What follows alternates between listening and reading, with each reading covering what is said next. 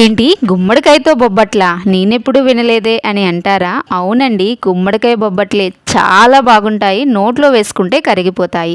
బొబ్బట్లకి పిండి ఎంత సాఫ్ట్గా ఉంటే అంత బాగా వస్తాయి. పిండి అంతటినీ కలుపుకున్న తర్వాత నూనె వేసుకొని కనీసం 10 నిమిషాలైనా మదాయించిన తర్వాత మరలా నూనె వేసుకొని ఒక గంట సేపు నానబెట్టుకోవాలి. ఈ బొబ్బట్లకి తీపి గుమ్మడికాయే బాగుంటుంది. ముక్కల కింద కోసి చెక్కు తీసి ఆవిరి మీద 10 నిమిషాలు ఉడికించుకోవాలి.